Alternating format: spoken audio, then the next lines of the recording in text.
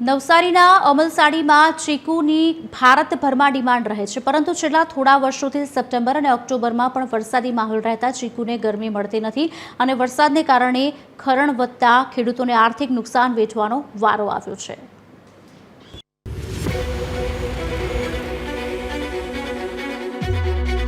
નવસારી બગાયતી પાકો માટે જાણીતું છે, જેમાં કેસર અને અમલસાડી ચીકુ પ્રખ્યાત છે.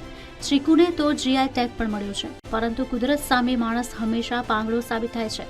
ચીકુ પકવતા ખેડૂતોની મહેનત ઉપર પાછોતરા વરસાદે પાણી ફેરવ્યું છે.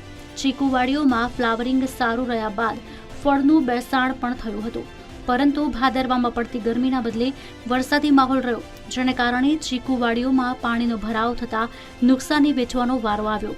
જરૂરી તાપમાન ન મળતા ચીકુના ફળ નાના રહી ગયા, તેમજ પાણી ના ભરાવાને કારણે રોગ જીવાતનો ઉપદ્રવ વધ્યો છે.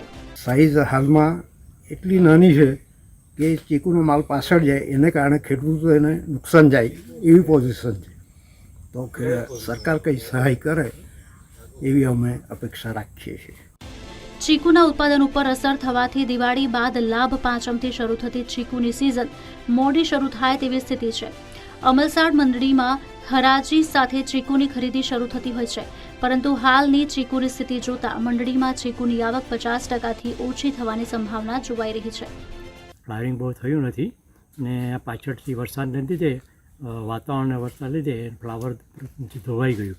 જે ફ્લાવરિંગ થવું જોઈએ તે થયું નહીં, ને જે ભાદરવા મહિનાનો જે તડકો પડવો જોઈએ એ તડકો થયો નહીં, ને એમને લીધે પાકનું ઘણું જ બેસાણ ઓછું થયું છે. એ બેસના લીધે ખેડૂતને ઘણું નુકસાન થાય છે. બીજું કે આપણે અમલસાડ મંડળી ગળત મંડળી એ ચીકુને માટે પ્રખ્યાત છે. એમને પણ આ દિવાળી પહેલાં લાભ પાંચમ પહેલાં જે ચીકુ આવવા જોઈએ તે આવવાના નથી આવતા, એટલે ઘણું નુકસાન થશે. દર વર્ષે લગભગ લાભ પાંચમથી ચીકુનું કામકાજ શરૂ થતું હોય ત્યારે અમારે ત્યાં અમરસા મંડળી ખાતે લગભગ 4,000 થી 5,000 મણ ચીકુ એટલે કે 10,000 બોક્સની આજુબાજુ ચીકુ આવતા હોય છે.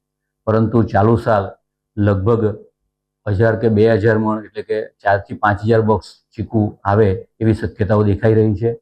ખેડૂતોને ખૂબ જ મોટા પ્રમાણમાં હાલ નુકસાન થયું એમ કહીએ તો ખોટું નથી. નવસારીના ચીકુ પકવતા ખેડૂતો પહેલેથી જ મજૂરોની અછતના કારણે ખેતી કરવી કે નહીં તેની ચિંતામાં છે. ત્યાં પાછોતરો વરસાદ ખેડૂતોની આશા નિરાશામાં ફેરવી ગયો છે. જો કે ચીકુ પકવતા ખેડૂતો આગળ વાતાવરણ સારું રહે અને સારા ભાવ મળે તેવી આશા સેવી બેઠા છે. પરિમલ મકવાણા, TV13 ગુજરાતી, નવસારી.